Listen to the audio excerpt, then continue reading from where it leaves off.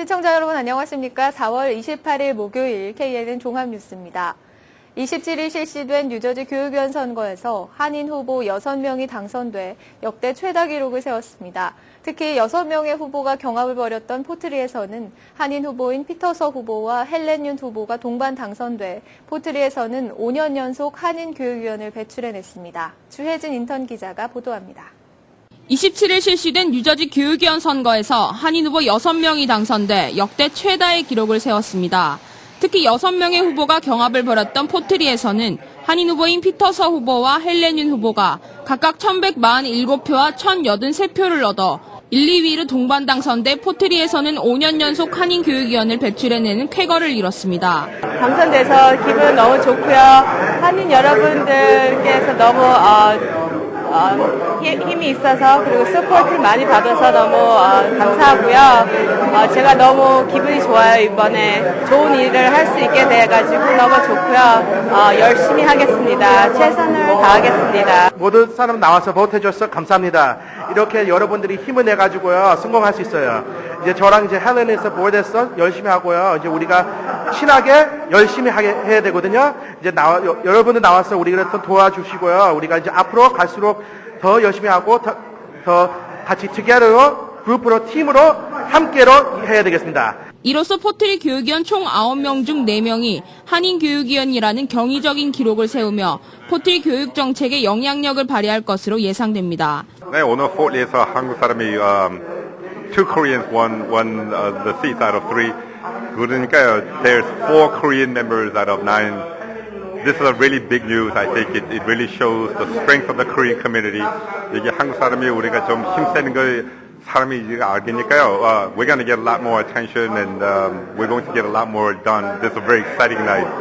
이번 뉴저지 교육위원 선거에서 포트리 지역 이외의 버겐 카운티 7개 타운 중 클로스터에서 재선에 도전할 리디아 포스트맨 후보, 크레스케의 존 박 후보, 팰리세이즈 팍의 제프리 우 후보, 그리고 레오니아의 박익성 후보가 교육위원에 당선됐습니다. 그러나 3전 4기를 노렸던 리버 엣지의 신규창 후보와 올해 첫 출사표를 던질 리치필드의 데니스 심 후보는 아깝게 낙선의 고배를 마셨습니다. 이로써 뉴저지 한인 교육위원 수는 총 13명이 됐습니다. 이번 교육위원 선거에서 6명의 한인 교육위원이 당선되는 쾌거를 이룬 만큼 한인 2세들의 교육 환경 개선에 큰 힘이 되고 교육정책 방향 수립에 있어 한인들의 입지가 높아질 수 있게 되기를 기대해 봅니다. KNN 뉴스 주혜진입니다. 27일 열린 뉴저지 포트리 교육위원 선거에서 한인들의 적극적인 투표 참여로 역대 최다인 6명의 한인 교육위원을 배출해내는 쾌거를 이루었습니다. 특히 2명의 한인 교육위원을 배출해낸 포트리 지역의 경우 한인 유권자들의 적극적인 투표 참여가 돋보였습니다. 황영상 인턴 기자의 보도입니다. 27일 뜨거운 열기 속에 뉴저지 교육위원 선거가 막을 내렸습니다. 이번 선거에서는 역대 최다인 6명의 한인 교육위원이 당선되는 쾌거를 보였습니다. 한인 밀집 지역인 포트리 지역에서는 5년 연속 한인 교육위원을 배출했으며 전체 9명의 교육위원 중 한인이 4명으로서 절반가량을 차지하게 됐습니다. 우리 자손들이 잘 되기를 바라는 마음에서 오늘 참가해서 되기를 희망해서 찍고 나옵니다. 한인들의 권익 신장을 위해서 또 그 사람들이 한인 2세들을 위해서 또 전체 미국 교육에 도움이 되는 그 역할을 하는데 한인이 참여하는 찬스가 되잖아요. 이번 포트리 교육위원 선거의 쾌거는 대포트리 한인회 및 각 한인 선거대책본부의 무료 교통편 제공 등 적극적인 투표 참여 운동의 성과입니다. 저희가 단결된 표를 잘 보여주셨어요. 그래서 한인분들도 또 배출이 되고 했는데 이번에는 또 특별히 저희가 2분의 후보가 나왔지 않습니까? 근데 이 2분이 나오셨지만 이제 앞으로는 더 많은 후보가 나오시라고 저희가 믿고요. 한인 유권자들의 적극적인 투표 참여로 이뤄낸 포트리 지역을 중심으로 한 총 6명의 뉴저지 한인교육위원 배출 결과가 앞으로 한인 사회의 정치적 신장에 많은 영향을 미칠 것으로 예상됩니다. 특히 뉴저지 지역 선거구 통합으로 최초 한인 주의원 선출이 가시화되고 있는 상황에서 올해 11월 선거에 한인들의 보다 적극적인 투표 참여가 요구됩니다. KNN 뉴스 황영상입니다. 뉴욕 한인회 제31대 집행부가 앞으로 한인회를 이끌어갈 32대 집행부에게 공식적인 업무 인수 활동을 마무리 짓고 27일 최종 인수인계식을 가졌습니다. 김상수 인턴 기자가 보도합니다.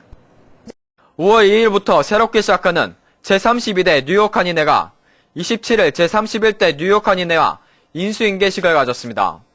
제32대 뉴욕 한인회 인수위원회는 지난 25일 인수자료를 검토한 후 19개 항목의 추가 자료를 요청하고 제31대 위원회에서는 이에 대한 보강 자료를 제시함으로써 27일 최종 인수인계 작업을 모두 마무리했습니다. 32대 그 한창현 회장님과 또 그 임원분들께 저희들이 지금 2년 동안 했던 모든 사항을 오늘 인계를 해드렸습니다. 이제 앞으로 새로운 32대가 시작될 때도 더욱더 많은 관심과 사랑을 베풀어 주십시오.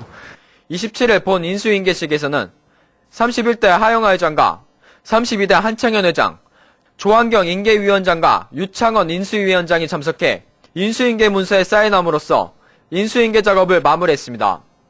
문제점들을 집중 검토를 했습니다. 그래서 아무 이상 없이 그동안 31대가 잘 해온 거를 확인했습니다. 이제 앞으로 좋은 사업은 32대에서 계속 연속성을 가지고 일할 수 있도록 최선을 다해서 인수를 받았습니다. 그동안 뉴욕 한인회의 인수인계 작업은 뉴욕 한인회 사업의 연속성을 위해 꼼꼼하게 진행됐으며 실사가 필요한 모든 항목을 확인하는 작업을 거쳤습니다. 제32대 한창현 뉴욕 한인회장은 5월 2일 취임식을 시작으로 공식 임기가 시작됩니다. KNN 뉴스 김상수입니다.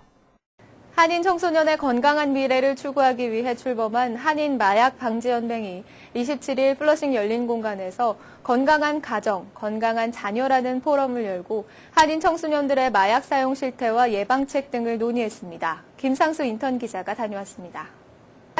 한인 약물 남용 방지 단체인 한인 마약 방지 연맹 카사가 27일 청소년 범죄와 마약 방지를 위한 세미나를 열었습니다. 이번 세미나에서는 한진영 변호사와 윤성민 차일드 클리닉 실장, 김기수 백구경찰서 경관 등 총 7명의 패널이 참석해 청소년들의 무분별한 담배 흡연과 마약, 음주에 대한 설명과 방지법을 설명했습니다. 오늘 세미나는 최근에 한인 청소년들 사이에서 마약 문제가 심각한 문제로 대두되고 있는데요. 지난번에 한양에서 총격 사건이 있은 이후에 한인 사회에서 여러 단체들 또 청소년 문제에 관심 있는 그런 분들이 모여서 전문적인 어떤 단체를 만들어서 지속적으로 청소년 마약 예방을 위한 활동을 하자 해서 이 모임이 결성이 됐습니다. 통계에 따르면 한인 청소년 마약 복용률이 8.4%, 약 10명 중 1명당 마약을 복용한 격입니다. 백인이 10.9%, 흑인이 10.7%로 다른 인종과 큰 차이가 없습니다. 한인 성인 마약 복용률이 5.6%를 감안하면 큰 폭으로 증가했다는 것을 확인할 수 있습니다. 우리 청소년애들이나 또 학생들이나 마약 문제가 있다. 많이 없지만 그래도 있으면 한 사람, 한 학생도 그런 마약 문제 있다고 하면 그거에 대해서도 우리가 경찰 쪽에서나 변호사 쪽이나 학부모들 쪽이나 한인회 쪽에서 그걸 어떻게 어드레스를 하고 그걸 문제를 본쳐봐야 돼요. 청소년의 음주와 마약 복용은 대개 사회 부정응과 부모가 자신을 무관심하다는 생각에서 많이 이뤄진다는 결과가 나왔습니다. 부모의 사랑과 관심만으로도 80%가량 약물 방지가 이뤄질 수 있으므로 자녀와의 적극적인 의사소통이 요구됩니다. KNN 뉴스 김상수입니다. 벤 버냉키 미국 연방준비제도 의장은 27일 미국의 실업이 장기화하고 있는 점을 크게 걱정한다고 말했습니다. 버냉키는 이날 연방공개시장위원회 정례 회동 후 가진 첫 기자회견에서 미국의 실업이 2차 대전 후 가장 심각한 수준임을 상기시키면서 특히 장기간 일자리를 찾지 못하는 문제가 전쟁 후 지금처럼 심각한 적이 없었다고 강조했습니다. 그는 실업자의 45%가량이 6개월 혹은 그 이상 일자리를 찾지 못하고 있다면서 그 결과는 매우 고통스러운 것이라고 말했습니다. 버냉키는 다행히 최근 몇 달 사이 고용시장이 고무적으로 개선되고는 있다면서 그러나 회복 속도가 여전히 매우 느리다고 지적했습니다. 미국 중남부 지역을 강력한 토네이도가 휩쓸어 수십 명이 숨지는 등 큰 피해를 냈습니다. 미국 소방당국에 따르면 27일 미국 중남부 엘라베마, 테네시, 켄터키, 조지아 등 4개 주에 폭우를 동반한 토네이도가 몰아쳐 72명이 사망했습니다. 엘라베마주에서만 58명의 사망자가 발생했습니다. 특히 엘라베마 대학이 있는 투스칼루사에서는 15명이 숨지고 도시 기반 시설이 모조리 파괴되는 참사를 당했습니다. 투스칼루사 월터 메독스 시장은 지금 우리가 직면한 심각한 피해는 전례가 없는 것이라며 희생자 수가 더 늘어날 것으로 예상한다고 말했습니다. 구조 작업이 진행되고 있는 투스칼루사 시내는 토네이도로 쓰러진 나무와 전선들이 뒤엉켜 차량 통행이 불가능한 상태입니다. 병원 응급실에는 100명이 넘는 부상자로 북새통이고 미시시피주에서도 11명이 사망하고 조지아주 2명, 그리고 테네시주에서도 1명이 숨졌습니다. 엘라베마주에서는 넘어진 나무들이 송전선을 덮치면서 24만 5천 가구의 전기 공급이 중단됐습니다. 오는 29일 러시아 모스크바 메가스포르트 경기장에서 펼쳐질 4분 10초의 연극이 베일을 벗었습니다. 희결왕 김연아는 27일 두 번째 공식 연습에서 세계선수권대회 프리스케이팅 프로그램인 오마주 투 코리아를 선보였습니다. 김연아는 아리랑의 후렴구를 중심으로 전통음악과 관현악을 조합한 오마주 투 코리아의 연기에서 처음에는 가늘고 슬프게 진행되는가 싶다가도 어느새 당당하고 아름다운 활주로 이어지는 섬세하고 웅장한 스타일로 관객들을 사로잡을 전망입니다. 대로변 가로등과 전봇대에 태양열 지별판을 설치하고 이 에너지를 끌어모아 주민들에게 값싼 전기를 공급하겠다는 뉴저지주의 야심찬 대체 에너지 사업이 주민들의 반발로 어려움을 겪고 있습니다. 주 정부의 지시에 따라 뉴저지 최대 전기 가스 공급 업체인 PSENG는 최근 2달 동안 주 전역에 가로 150cm, 세로 75cm 크기의 지별판 약 20만 개를 설치했습니다. 이 지별판 사업은 무려 5억 1,500만 달러가 투자된 것으로 이 같은 종류의 사업으로는 사상 처음이자 최대 규모라고 뉴욕타임즈가 28일 전했습니다. 그러나 일부 거주자들은 대로변과 가로등, 전봇대 등에 설치된 흉물스러운 지별판들 때문에 부동산 가격이 떨어질 것을 우려하기도 한다고 뉴욕타임즈는 전했습니다. 뉴저지 버겐 카운티 내 리치우드시는 가로수길에 지별판을 설치하기보다는 대형 주차 공간이나 공립학교에 지별판을 한데 모아서 설치하는 방안을 적극 검토 중인 것으로 알려졌습니다. 뉴욕시와 퀸즈보로청의 재정 적자로 어려움을 겪고 있는 한인 경로회관들이 예산 삭감을 막기 위해 팔을 걷어붙이고 나섰습니다. 뉴욕 한인 봉사센터 사나 코로나 경로회관과 플러싱 경로회관은 내달 11일 뉴욕시청에서 타인종 노인단체들과 합동으로 시 정부 노인복지 예산 삭감 반대 시위를 벌일 계획이라고 26일 밝혔습니다. 헬레난 KCS 코로나 경로회관 관장은 뉴욕시에서 노인복지 예산을 삭감할 경우 보로 예산에 전적으로 의존하고 있는 코로나 경로회관은 운영에 차질을 빚을 수밖에 없다며 예산안이 결정되는 6월 말까지 지속적으로 시위를 전개해 나갈 계획이라고 밝혔습니다. 더욱이 경로회관의 이용자 수가 지난해보다 15% 정도 증가하면서 추가 예산 확보가 절실한 상태입니다. 김광성 KCS 회장은 계속해서 타운 정부와 시정부, 주정부 관계자들과 접촉을 시도해 예산 확보에 주력하고 있다며 예산이 줄더라도 계속해서 양질의 서비스를 제공하기 위해 다양한 방안을 구상 중이라고 말했습니다.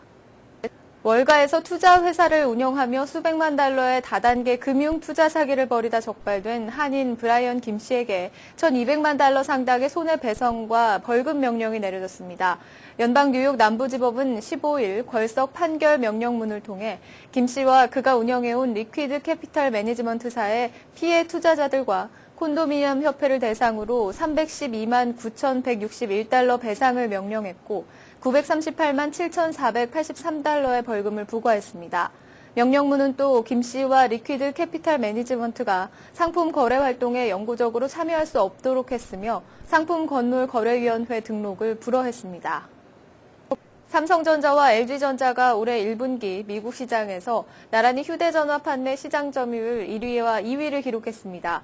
그러나 가장 많이 팔린 제품은 애플의 아이폰 4인 것으로 조사됐습니다. 미국 시장 조사 업체인 NPD 그룹은 올해 1분기 미국 휴대전화 시장에서 삼성전자가 점유율 23%로 1위를 기록했으며 LG전자가 18%로 2위를 차지했다고 28일 밝혔습니다. NPD의 산업 분석 담당 로스 루빈 이사는 애플과 버라이존이 매우 성공적으로 아이폰 4를 출시해 시장 점유율을 높일 수 있었다고 평가했습니다. NPD그룹은 또 1분기 스마트폰 매출이 8% 증가했으나 전체 휴대전화 매출은 1% 하락했다고 말했습니다. NPD그룹은 특히 미국에서 1분기에 판매된 스마트폰이 전체 휴대전화 시장의 54%를 차지해 사상 처음으로 전체 판매의 절반을 넘었다고 전했습니다. 과거 전 세계 석유 시장에서는 미국 운전자들의 휘발유 소비량이 유가에 영향을 미치는 중요한 요인 중 하나였지만 요즘은 더 이상 통하지 않는다고 월스트리트저널이 28일 보도했습니다. 월스트리트저널은 중국과 인도, 브라질, 사우디아라비아 같은 신흥 시장국들의 석유 수요가 시장을 좌우하고 있다면서 미국 경제에 대한 고유가의 타격이 장기간 지속될 수 있다고 내다봤습니다. 지난 2000년 이래 미국의 석유 소비는 하루 1920만 배럴로 4% 감소했지만 같은 기간 브라질과 인도, 중국, 사우디아라비아 소비는 76%나 급증한 1880만 배럴로 집계돼 미국의 소비량에 육박했습니다. 국제에너지기구의 집계에 따르면 중국의 석유 소비량은 2000년 이후 2배를 넘어섰고 바클레이즈 캐피탈은 중국의 지난 3월 석유 소비가 10.6%나 증가한 것으로 집계했습니다. 샌디에이고 캘리포니아 대학의 제임스 해밀턴 교수는 이는 새로운 세상이라면서 신흥국의 성장세가 유가를 결정하는 중요한 요소라고 지적했습니다. 세계 최대 커피 전문 체인 스타벅스가 미국에서 버거킹과 웬디스를 제치고 세 번째로 큰 레스토랑 체인이 됐습니다. USA 투데이는 27일 식품업계 리서치 기관 테크노믹이 발표한 미국 500대 레스토랑 체인 순위를 인용해 이같이 보도했습니다. 테크노믹이 지난해 미국 내 전체 매출을 기준으로 매긴 이 순위에서 1위는 맥도날드, 2위는 서브웨이가 차지했습니다. 지난 수십 년간 미국의 3대 레스토랑 체인은 맥도날드와 버거킹, 웬디스가 항상 차지했었습니다. 그러나 올해 순위에서는 버거나 프라이를 팔지 않는 서브웨이와 스타벅스가 탑3에 포함된 것입니다. 이는 미국 소비자의 식습관이 얼마나 달라졌는지를 보여주는 것이라고 신문은 해석했습니다. 판매 실적 감소로 고전하고 있는 미국 월마트가 총기 판매를 확대하면서 남성 고객들을 유혹하고 있습니다. 28일 월스트리트저널에 따르면 월마트는 5년 전 미국 내 3분의 2가량의 점포에서 총기류 판매를 중단했었으나 최근 미국 내 수백 개 점포에서 총기 판매를 재개하고 있습니다. 이에 따라 최근에는 미국 내 3,600개에 달하는 월마트 점포 중 절반가량은 총기류를 판매하고 있습니다. 미국 내 총기류 판매는 지난 1분기 12.7%가 증가하는 등 꾸준한 신장세를 보여왔고 주로 권총류의 판매가 증가한 것으로 분석됐습니다. 하지만 월마트의 이런 전략은 총기 사고 증가 우려로 총기 판매에 반대하는 시민단체 등의 비난을 받으면서 논란이 일 것으로 전망됩니다. 2017년 완공을 목표로 진행되고 있는 이에비뉴 지하철 공사로 인해 주변 한인 비즈니스의 고통이 장기화되고 있습니다.